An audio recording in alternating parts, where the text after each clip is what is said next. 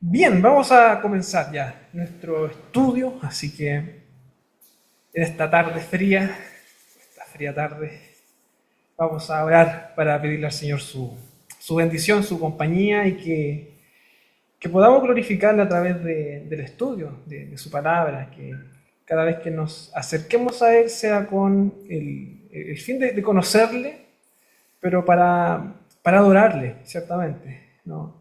No tiene sentido llenarnos de conocimiento si al final eso no nos va a concluir en que adoremos a Dios. Así que vamos a pedirle en esa dirección. Oremos.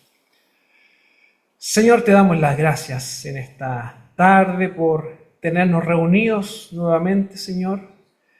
Te damos gracias porque a pesar de las circunstancias, a pesar del clima, Señor, tú nos tienes acá, nos permites estar juntos, Señor. Permites que nuestros hermanos también estén conectados a la distancia, Señor. Y te pedimos, Señor, tu bendición, tu compañía. Queremos glorificarte, queremos adorarte, Señor, que este estudio, que el hecho de conocerte a ti, Señor, siempre nos lleve a adorarte, a tener temor de ti, a que nuestras vidas te glorifiquen, Señor. Te pedimos, Señor, tu bendición para cada uno de los que estamos participando, Señor. Bendice a aquellos que están enfermos, a aquellos que están delicados de salud también, Señor, para que prontamente podamos verles, Señor. Te pedimos tu bendición. En el nombre de Jesucristo. Amén. Bien, hermanos, para contextualizar a aquellos que se están sumando, tenemos caritas nuevas, tanto presencialmente como por Zoom, en lo que es el estudio bíblico. Nosotros estamos estudiando los atributos de Dios, ¿ya?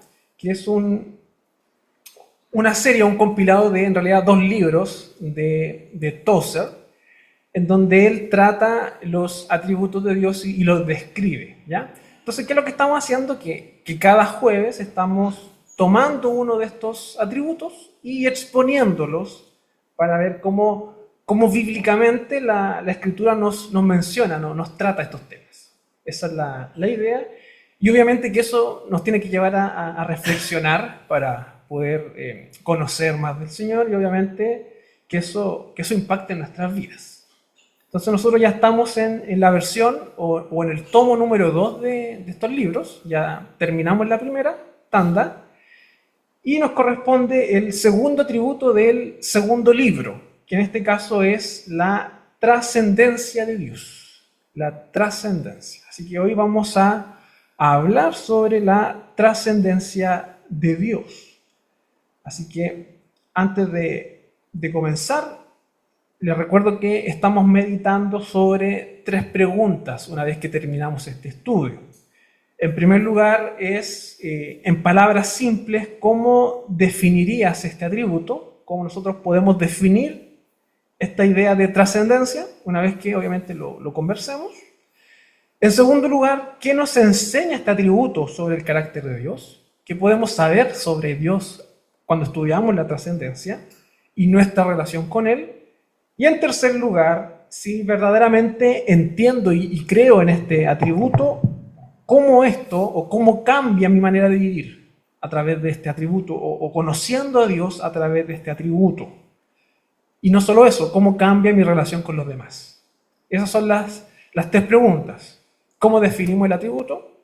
¿Qué nos enseña este atributo sobre el carácter de Dios? Y si realmente comprendemos y entendemos, ¿cómo eso nos va a cambiar nuestra forma de vivir? Porque ciertamente tiene que cambiarnos. O sea, no tiene sentido acercarnos a la palabra de Dios, ser confrontados por ella, pero si eso no produce un cambio, no tiene sentido.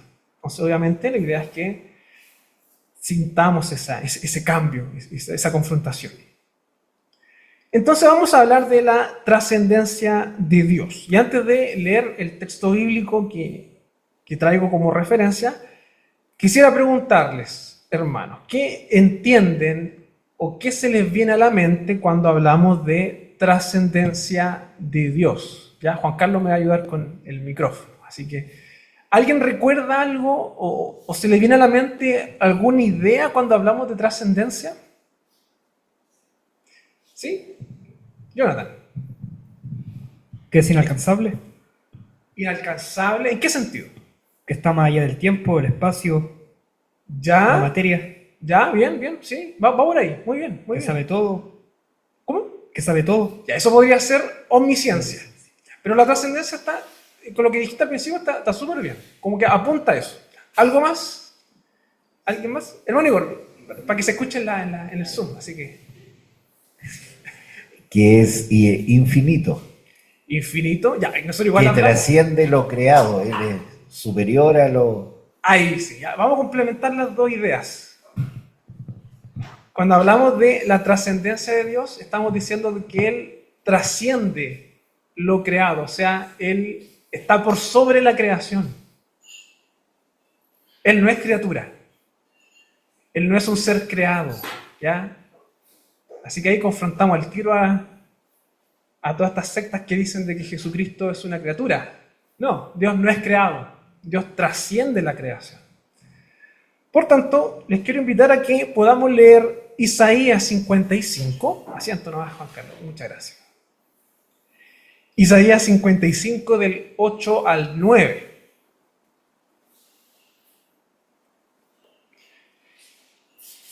Vamos a leer. Isaías 55 del 8 al 9. Usted lo busca, yo lo leo acá. ¿Qué nos dice la palabra de Dios? Tenemos atrás café y té, si no me equivoco. Así que si alguien quiere tomarse un cafecito, un té por el frío, no hay ningún problema. Me acuerdo de la iglesia del primer siglo, en las casas ahí, compartiendo, comiendo, disfrutando, toda una familia. Me gusta, me gusta. Bien, Isaías 55, 8 al 9, ¿qué dice? Porque mis pensamientos no son vuestros pensamientos, ni vuestros caminos mis caminos, dijo Jehová. Como son más altos los cielos que la tierra, así son mis caminos, más altos que vuestros caminos, y mis pensamientos más que vuestros pensamientos. O sea, lo que está diciendo es que nuestra forma de entender cómo es Dios, de entender lo que hace Dios, es difícil, para nosotros imposible, porque nuestros pensamientos no son los pensamientos de Él. Eso es lo que está diciendo. Y también quiero leer el Salmo 113, versículos 5 y 6. Que va a decir lo siguiente: ¿quién como Jehová nuestro Dios, que se sienta en las alturas, que se humilla al mirar en el cielo y en la tierra? Este salmo nos recuerda esta grandeza de Dios y cómo Él está por sobre la creación. Entonces aquí el salmista, al describir a Dios, está diciendo, Él se sienta arriba. Él no está acá, Él se sienta arriba. O sea, la creación no es nada ante su grandeza. Eso es lo que está diciendo. Entonces, hermanos, para ir ya definiendo esta idea de trascendencia. La trascendencia de Dios significa que Dios está por encima y más allá de toda la creación. ¿Ya? Cuando hablamos de trascendencia, decimos que Dios está por encima y más allá de toda la creación. No está limitado por el tiempo, como decía ahí el hermano, ni el espacio, ni la materia, ni por ninguna de las condiciones que a nosotros nos afectan. ¿Ya? A nosotros nos afecta el tiempo, envejecemos, nos afectan las enfermedades, la distancia. O sea, hoy día estamos acá, pero no podemos estar a la misma vez en Talca o en la Plaza de Armas. O sea, somos seres finitos, seres limitados. La trascendencia de Dios nos va a decir de que Él está por sobre toda la creación. Es como que Él está mirando todo desde fuera. Esa es la idea de trascendencia. Dios no es parte del universo creado. Él es el creador y sustentador del universo. ¿Ya? De hecho, cuando en el Nuevo Testamento se va a hablar, por ejemplo, de Cristo, ¿se acuerdan cuando Pablo habla de Cristo? De que por Él fueron creadas todas las cosas y en Él también subsisten todas las cosas. O sea, Dios es quien sustenta y sostiene la creación. ¿Por qué? Porque Él está fuera de la creación. Él no es creación, no es criatura.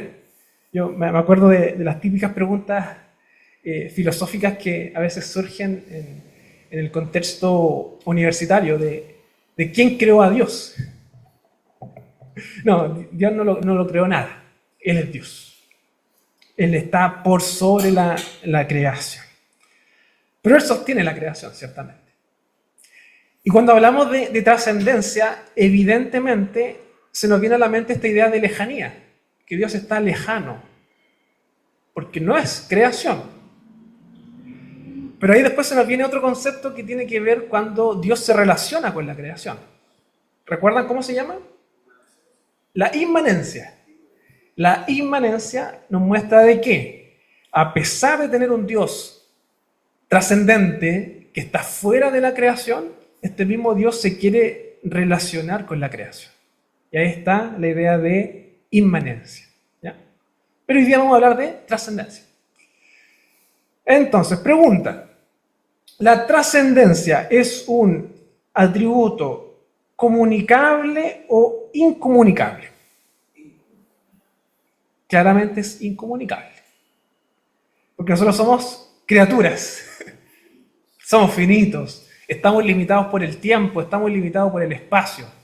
No somos trascendentes, claramente. Por tanto, no es un atributo comunicable, es incomunicable. Entonces, para poder hacerlo un poco más dinámico o más pedagógico, me gustaría ver cómo la Biblia trata esta idea de trascendencia. Y traigo algunos textos, y me voy a enfocar más sobre todo en el Antiguo Testamento, para mostrarnos esta idea de Dios, que es trascendente. En primer lugar, vamos a Génesis. ¿Ya? Génesis 1, de hecho. Génesis 1:1. Se las doy fácil. El primer versículo de la Biblia. Génesis 1:1. Y 1 al 2 mejor. Vamos a leer los dos primeros versículos.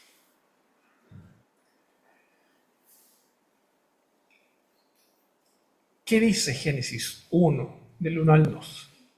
En el principio creó Dios los cielos y la tierra estaba desordenada y vacía, y las tinieblas estaban sobre la faz del abismo, y el Espíritu de Dios se movía sobre la faz de las aguas.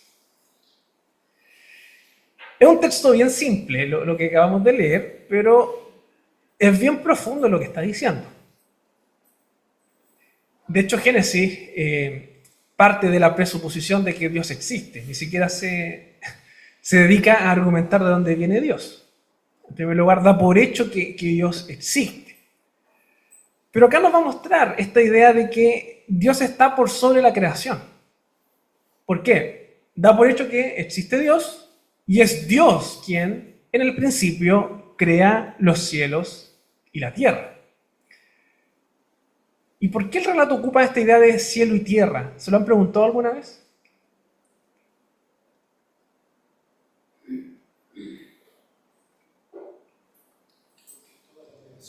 Es toda la creación.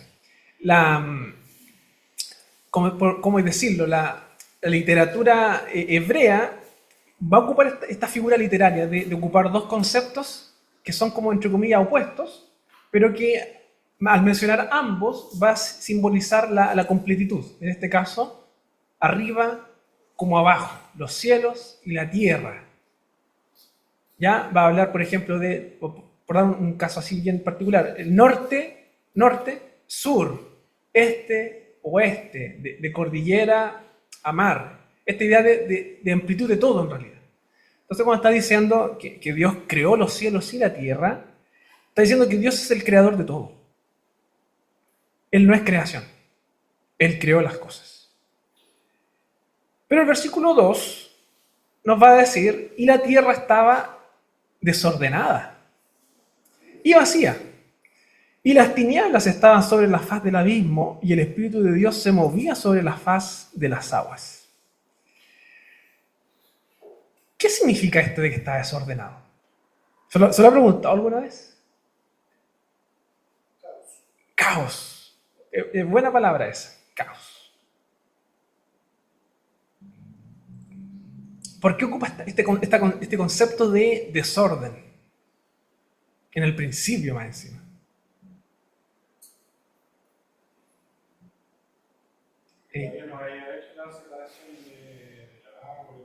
¿Ya?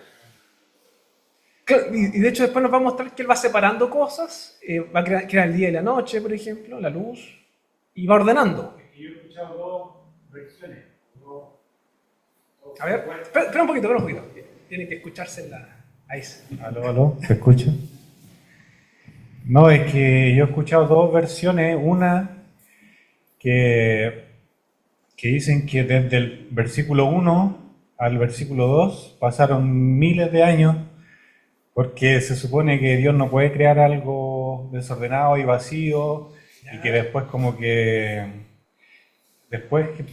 o sea, creó algo perfecto y después pasaron mucho tiempo y se desordenó todo el tema y luego empezó a crear todo lo demás. Esa es una versión que he escuchado. Y lo otro, que es lo que yo creo que pasó, es que no es que hayan pasado miles de años, sino que Dios crea los cielos y la tierra, pero estaban desordenados y vacíos en el sentido de que aún no había creado nada más. O sea, creó los cielos y la tierra y después empezó a separar la agua, empezó a crear los animales, empezó a crear todo durante los 6 días. Entonces, ¿cómo eso? Hermano Igor, aprovechando que está al ladito. Bueno, la NBI ocupa una palabra y después va a explicar de que la tierra, dice, no tenía forma. Entonces, según lo que el escrito dice, en el principio Dios creó los cielos y la tierra. Los crea, pero le empezó a dar una forma, lo empezó a armar, como va después diciendo, la tierra no tenía forma y estaba vacía. Las tinieblas cubrían el abismo y el Espíritu de Dios se movía sobre la superficie de las aguas. Entonces, lo que yo entiendo es que después de haber iniciado el proceso de la creación, él empezó a crear un sistema, a darle forma, empieza a ordenar. La máquina. Sí. Bueno, en relación a lo que mencionaba el Pablo al inicio de esta teoría de que hay un periodo entre estos dos versículos, nosotros la descartamos, obviamente, ¿no?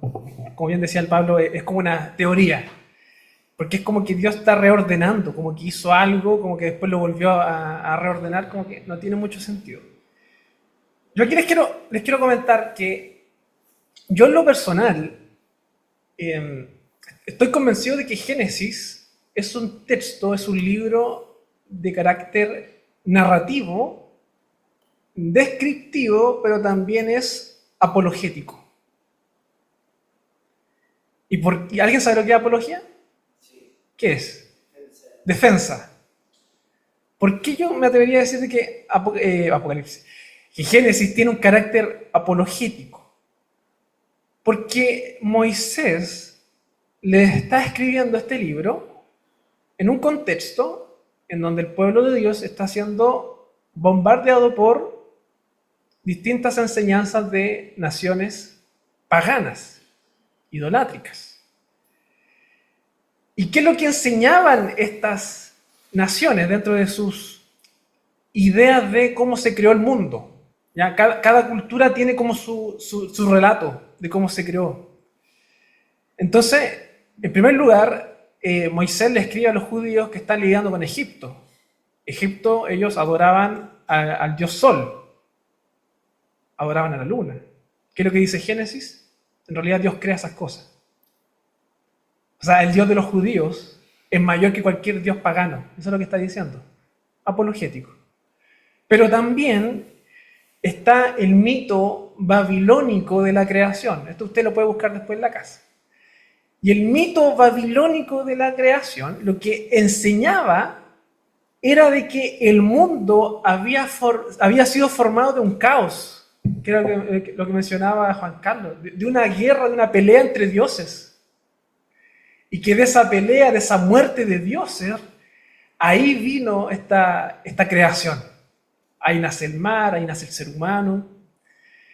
Entonces, Génesis también tiene esa idea de apología, de demostrar que en realidad todos los otros relatos son falsos. Y si en algún momento alguna cultura pensaba de que el mundo fue creado a través del caos, en realidad no. Dios creó todo eso. ¿Ya? Y acá vemos también de que Dios empieza a ordenar. Empieza a crear las cosas, a estructurarlas, como bien decían los hermanos. Entonces, cuando vemos esta idea de vacía y desordenada, también podemos asociarlo fácilmente a que Dios empieza a establecer las reglas del mundo, las leyes de la ciencia, la física, el sistema solar o la rotación, no sé. Todo eso empieza a ser formado por Dios. ¿Por qué? Porque Él es trascendente a la creación.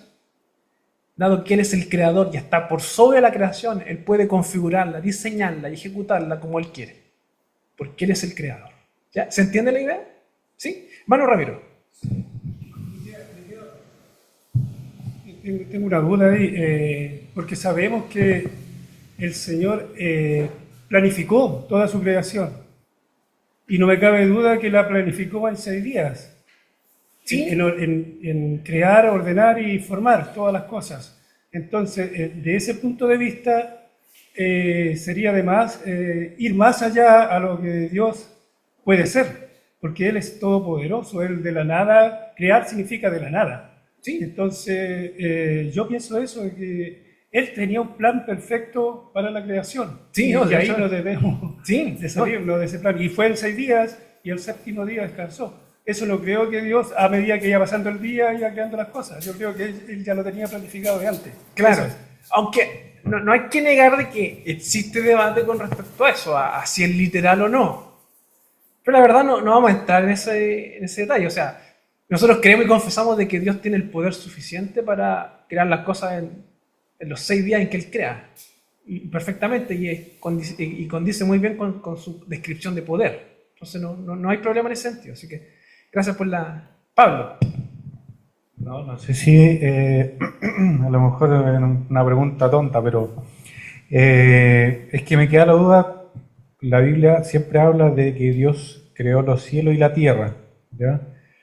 Pero me entra la duda con respecto del universo, Mercurio, Venus, Tierra, Marte, Júpiter, las galaxias. No las creó Él. No, ¿en qué momento? ¿En qué momento? ¿En qué momento? Si las creó antes o junto cuando creó la Tierra, creó todo el sistema solar. Ya. Sí, buena pregunta. Buena pregunta.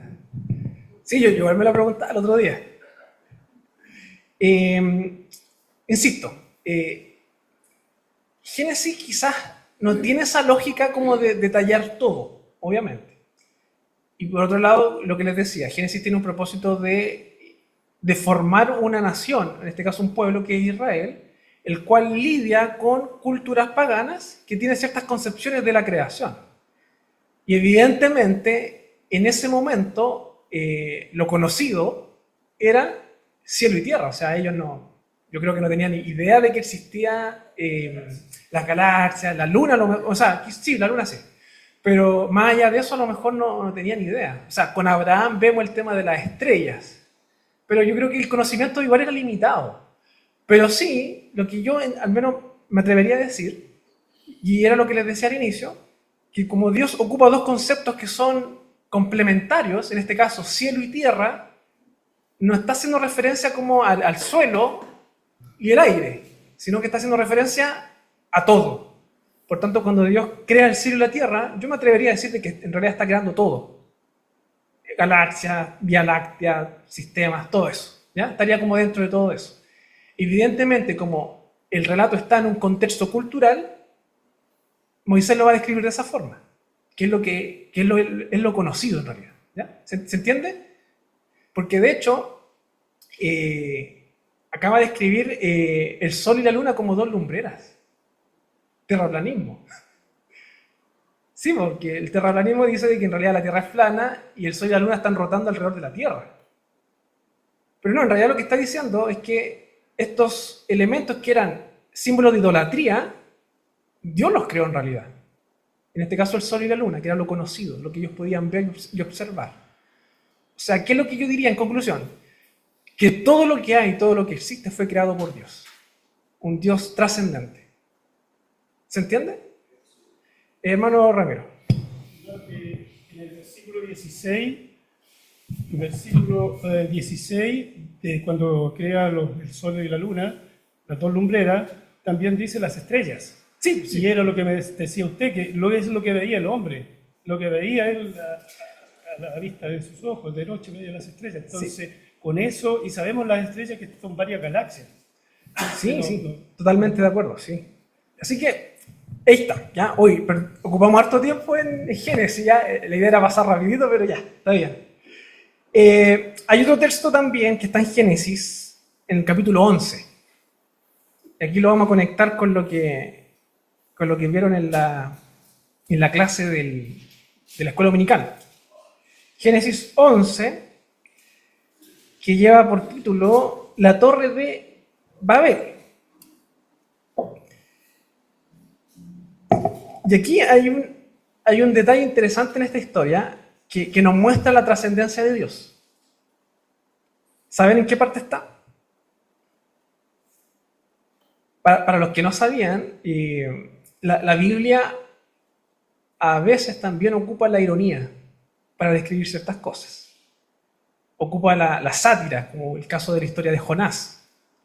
En este caso hay una frase que es, entre comillas, irónica, pero que refleja la trascendencia de Dios. ¿Qué es lo que nos narra la historia de Babel? ¿Qué narra la historia? ¿Alguien se acuerda?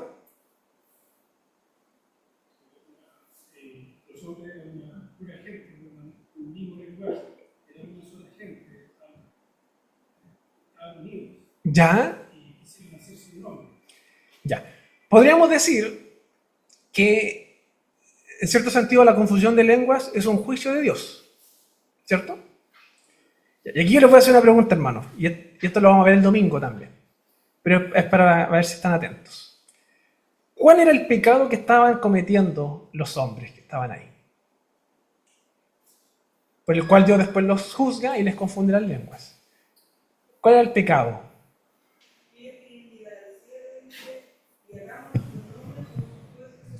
Sobre la faz de toda la tierra. Ya, Ellos querían ser igual que Dios, Querían llegar arriba llegar al cielo. al cielo. Ya. Yo honestamente creo que el relato nos muestra dos pecados. Yo creo que es el segundo. El primer pecado tiene que ver con la bendición que Dios le da al hombre. ¿Cuál fue? Llenad la tierra. Se lo dice tanto a Adán como se lo dice después del diluvio. ¿Y qué es lo que ocurre después del diluvio? En vez de llenar la tierra, ¿qué hacen? Se concentran en una pura ciudad, construyen una ciudad. Yo creo que bíblicamente el primer pecado que se narra acá es que el ser humano empieza a construir una ciudad. De hecho, el relato nos va a decir de que Dios confunde las lenguas y ellos dejan de construir la ciudad. Y está por otro lado, la torre. Que la torre, ¿qué es lo que simboliza? Esta idea de llegar a donde está Dios, de ser como Dios. Entonces vemos dos pecados en realidad: la desobediencia y el querer ser como Dios. Y acá está lo maravilloso del relato, porque el versículo 5 nos va a decir la respuesta de Dios. Y es como que el hombre quería llegar hacia Dios. Pero ¿qué termina ocurriendo? Es Dios quien baja. O sea, el ser humano podía haber tenido una torre muy alta, pero jamás iba a llegar a donde estaba Dios. Y el versículo 5 nos va a decir de forma irónica, en realidad quien tuvo que ir fue Dios hacia abajo. Y descendió Jehová para ver la ciudad y la torre que edificaban los hijos de los hombres. Y dijo Jehová: he aquí el pueblo es uno, y todos estos tienen un solo lenguaje, y han comenzado la obra, y nada les hará desistir ahora de lo que han pensado. Versículo 7. Ahora pues, descendamos. Nuevamente esta idea. ¿Quién es el que tiene que moverse? Es Dios. Porque el ser humano, con todos sus esfuerzos, jamás iba a poder lograr llegar hasta donde estaba Dios. Porque Dios es trascendente. Dios está por sobre la creación.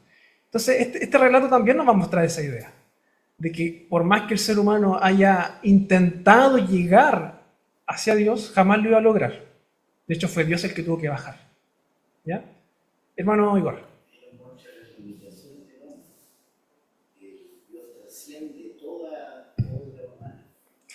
Exactamente. Gracias. Sí, llegó tarde, Juan Carlos. Sí, Dios trasciende a todo. Entonces, por más que el ser humano intente a través de la ciencia colonizar Marte, poblar Marte, llegar a otros planetas, llegar hasta la velocidad de la luz y jamás va a poder llegar a donde está Dios. Eso es lo que nos está diciendo la Biblia. Por más que el hombre se esfuerce, jamás va a poder llegar a donde está Dios. Porque Dios es trascendente, Él está por sobre toda la creación. ¿Ya? Bien, vamos a ver cómo también esto se narra en Éxodo 3, esta idea de la trascendencia. Éxodo 3, del 7 al 8.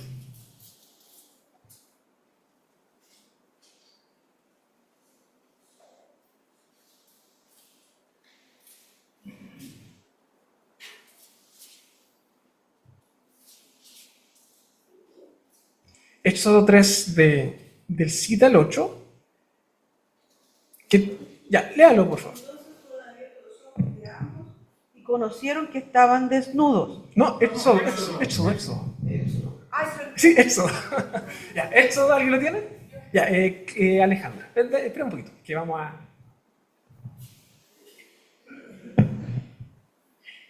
Versículo 7. 7 y 8. 7 y 8. Dijo luego Jehová: bien he visto la aflicción de mi pueblo que está en Egipto, y he oído su clamor a causa de sus exactores.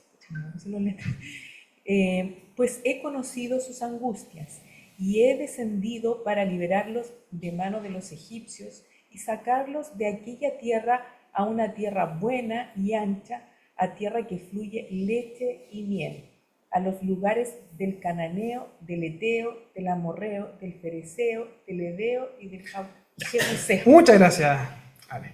¿Qué es lo que nos está diciendo acá el relato? Obviamente está narrando la intención de Dios de librar a su pueblo de la esclavitud. Y es interesante cómo lo menciona, porque nos va a mencionar a un pueblo oprimido en la tierra y él mirando desde arriba como el Dios soberano. Y el versículo 8 dice: y he descendido para librarlos de mano de los egipcios y sacarlos de aquella tierra a una tierra buena y ancha, a la tierra que fluye leche y miel. Entonces, nuevamente nos va a mostrar esta idea de trascendencia. Un Dios que se relaciona evidentemente, pero que está por sobre la creación, que está atento y que desciende, como lo mencionaba en la historia de Babel. ¿Sí? Me quiero hacer una consulta. ¿Por qué el pueblo de Dios siempre tenía que recurrir, por ejemplo, a Egipto porque escaseaba el alimento? Siempre era como un pueblo que dependía de otros. Porque en la Biblia siempre aparece que Abraham hubo una escasez, tuvo que ir a Egipto, después José también. O sea, como que Dios siempre los tenía como oprimidos ahí nomás porque a lo mejor sabía que se iban a enorgullecer. ¿Puede ser? Ya, la pregunta es ¿por qué Dios los lleva a otros lugares? A otros lugares, y porque hay otros países como Egipto, por ejemplo, que ellos tenían de todo y el pueblo de Dios tenía que recurrir a ellos. Esa es mi pregunta. Ya. Bíblicamente yo creo que son dos razones. En primer lugar, porque Dios es soberano y Él puede ocupar cualquier nación, cualquier gobernante, cualquier imperio para llevar a cabo sus planes. Y es lo que ocurre, por ejemplo, con el imperio persa, cuando ellos después subyugan o liquidan al otro imperio que estaba, que había llevado al cautiverio al pueblo de Dios. En ese sentido, uno ve también ahí la soberanía de Dios, que Dios ocupa también a esos líderes, esos países que ciertamente son paganos, para llevar a cabo sus planes. Pero también, y esto es una conclusión más misional, que tiene quizás implicancias para nosotros, que tiene que ver de que Dios en su soberanía también va a poner a su pueblo en distintos contextos y con un propósito. Y en este caso, si Dios pone a Israel en Egipto, no me cabe la duda que también era con el propósito de mostrar su gloria e incluso mostrar su poder a los egipcios. Y quizás más de algunos se convierta. Puede ser. Y eso también tiene implicancias para nosotros. A veces nos preguntan, ¿por qué Dios me llevó a tal lugar? O por qué quizá algún estudiante universitario, ¿por qué mi carrera o por qué fui a estudiar a una universidad tan lejana? ¿Por qué me tuve que cambiar de ciudad? ¿O por qué justo se me abrió una oportunidad de trabajo en tal ciudad o incluso en tal país? Bueno, es porque Dios también a lo mejor te está usando y quiere que a través de ti tú seas de bendición para otros. Entonces yo creo que va por ambos lados. En primer lugar, la soberanía de Dios al querer ocupar naciones e imperios para llevar a cabo su obra, pero en segundo lugar, es que su pueblo tiene esa vocación de ser de bendición para los demás. Por tanto, a donde el Señor lo ponga, usted tiene que ser un hijo de Dios y llevar las buenas nuevas de salvación. Para eso Dios lo ha llevado ahí. ¿Ya? Yo lo vería de esa forma. Bien, vamos con Génesis 115. No, perdón, esto debe ser el Salmo 115. Sí. Lo tipié mal, perdón. Salmo 115. Génesis llega hasta el 50, si no digo. Salmo 115.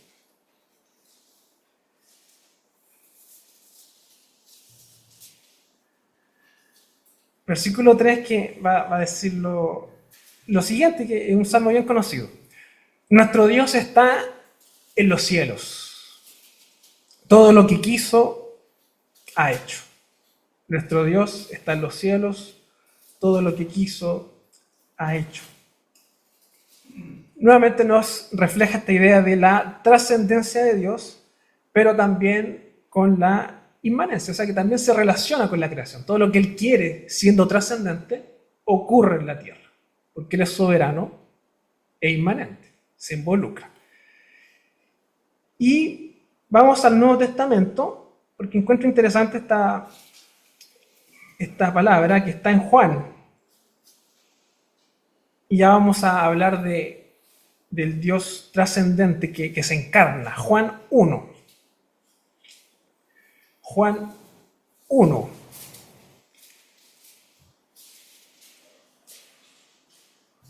Qué interesante esto, porque Juan va a mostrar quiénes son los hijos de Dios.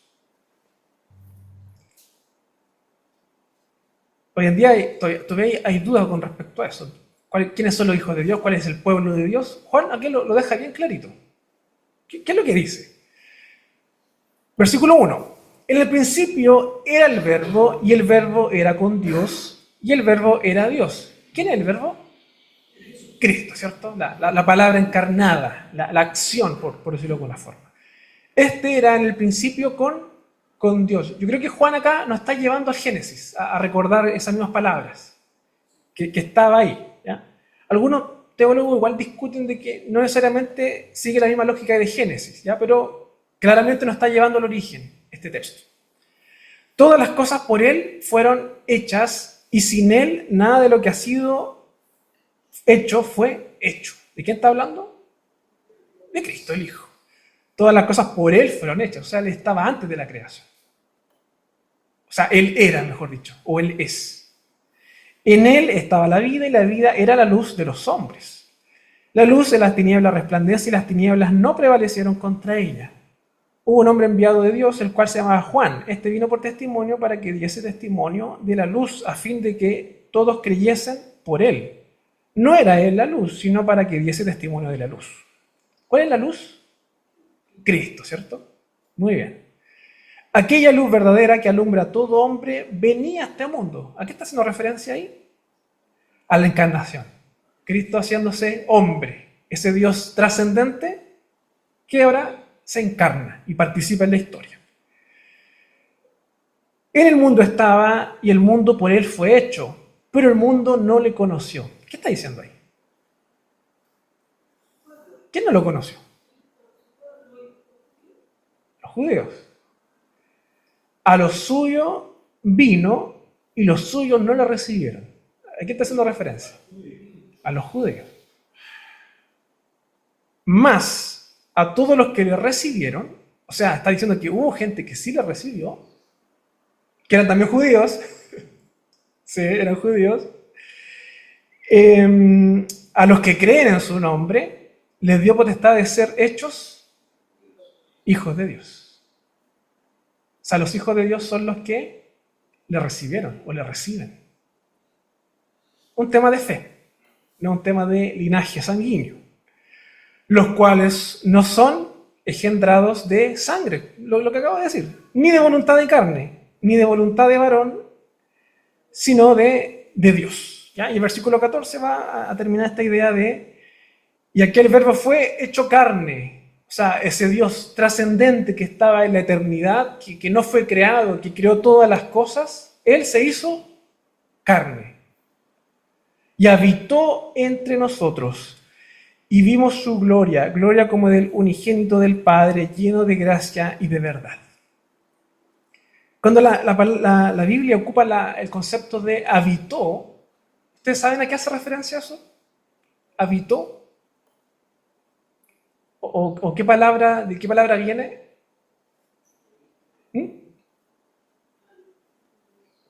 ¿Habitó? Ya, no es vivir. Ya, sí, por ahí. Ya. Ya. La palabra que se ocupa en el Nuevo Testamento para hacer referencia a que Cristo habitó, uno también podría llamarla Cristo tabernacularizó. ¿Me entienden, no es cierto? Que apunta al tabernáculo. ¿Y qué era el tabernáculo? El lugar donde estaba la presencia de Dios. Entonces, cuando la Biblia habla de que Cristo habitó, lo que está diciendo es de que Cristo al venir vino a ser esa representación de la presencia de Dios misma. Y por eso que Jesús después, y la palabra misma va a decir de que Dios no mora en templos. Porque el verdadero templo en donde habita la presencia de Dios es Cristo. En Él habita la presencia de Dios. Por eso por eso en Él está esta idea de habitar. Y Él estuvo con nosotros. O sea, la presencia de Dios, ese Dios trascendente, estuvo con nosotros y vimos su gloria. Gloria como del unigénito del Padre, lleno de gracia y de verdad. ¿Ya? Juan, más adelante, en el capítulo 6, 38, va a narrar lo siguiente. Palabras de Jesús que va a decir: porque he descendido del cielo, no para hacer mi voluntad, sino la voluntad del que me envió. Entonces, nuevamente, nos muestra esta idea de trascendencia, de que Cristo viene a cumplir un propósito que va más allá de la creación. Va más allá de la creación. Por eso es trascendente.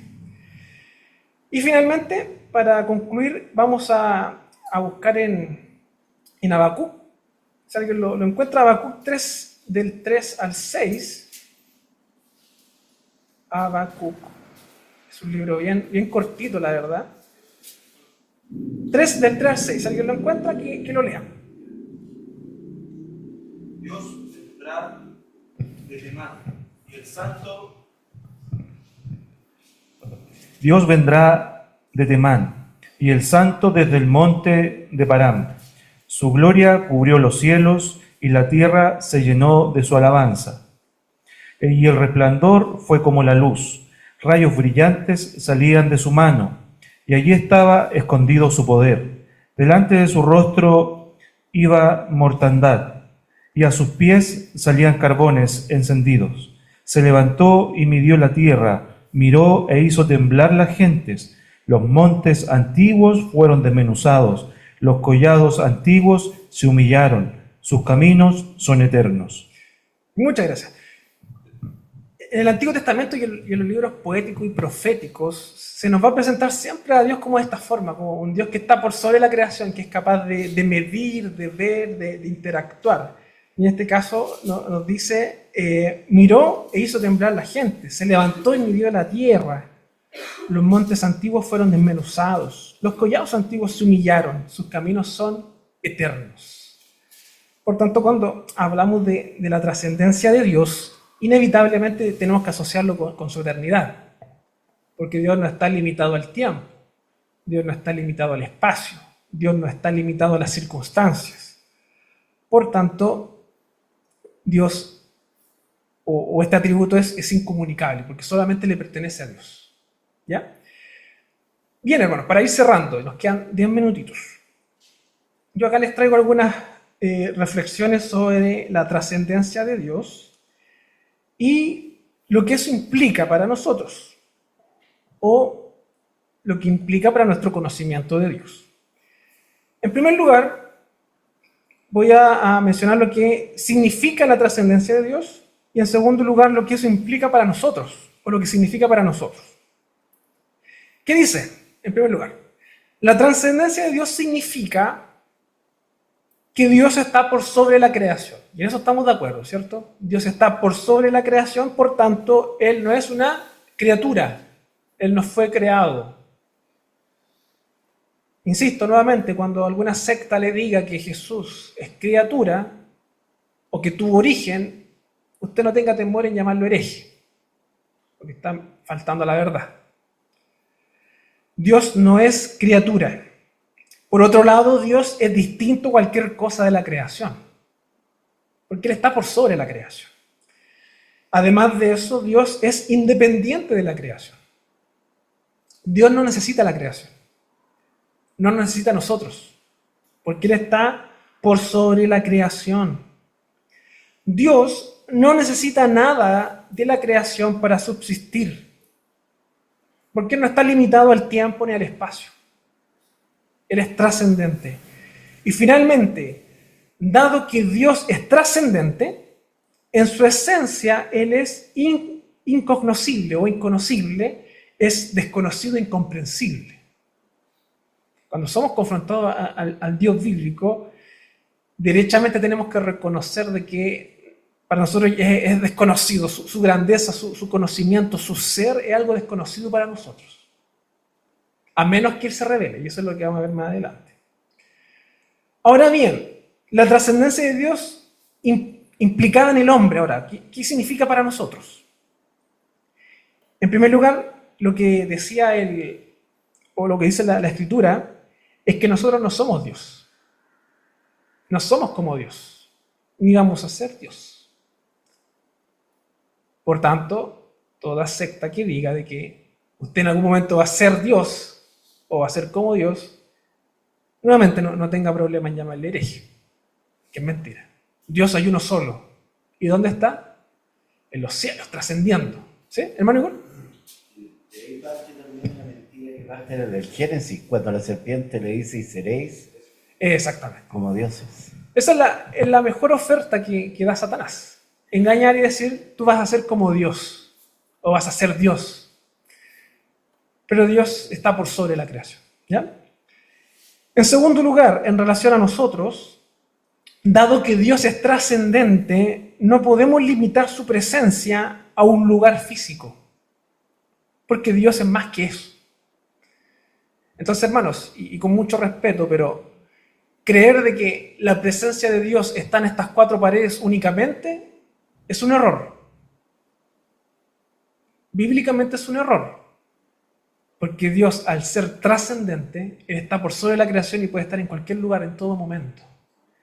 Y de hecho la misma Biblia nos muestra que en Cristo habita la presencia de